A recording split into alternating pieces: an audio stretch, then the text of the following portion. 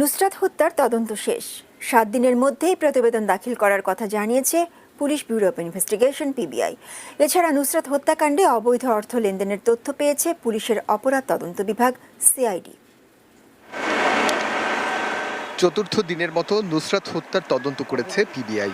সোনাগাজীর মাদ্রাসার ঘটনাস্থল, নুসরাতের পরিবার, মাদ্রাসার শিক্ষক, শিক্ষার্থী, অভিভাবক ও কর্মচারীদের মতামত গ্রহণের পর তথ্য বিশ্লেষণ করেন পিবিআই সদস্যরা।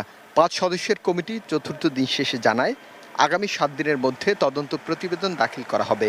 আমাদের এখানে মাঠের কাজটা আমাদের শেষ হয়েছে, বাকি কাজটা আমরা ওখানে বসে করব এবং যদি প্রয়োজন হয় কাউকে জিজ্ঞাসাবাদ করা, আবার হয়তো আমরা ঢাকায় ডেকেও নিতে পারি। সপ্তাহখানেকের ভিতরে আশা করি আমাদের এই তদন্ত রিপোর্টটা রেডি হবে, প্রস্তুত হবে।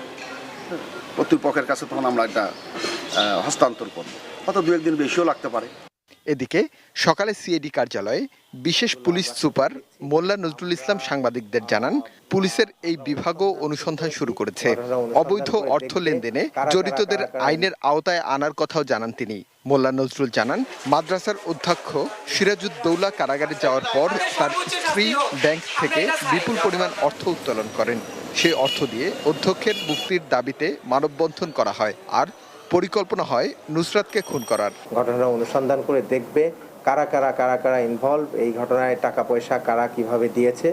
যখন আমরা টোটাল অনুসন্ধানটায় পূর্ণাঙ্গ রূপ দিবে, তখনই আমরা মামলায় চলে যাব এবং যারা এখানে জড়িত আছে তারাই সবাই মানি লন্ডারিং মামলায় আসামি হবে। এদিকে নুসরাত হত্যার প্রতিবাদ হয়েছে আজও। শাহবাগে মানববন্ধন করেছে পূজা উদযাপন কমিটি। এ সময় ধর্ষণ ও নির্যাতন রোধে সরকারের জিরো টলারেন্স নীতিতে চলার আহ্বান জানিয়েছেন মানববন্ধনে অংশ নেওয়া মানুষরা। Arif Hossain, ATN news.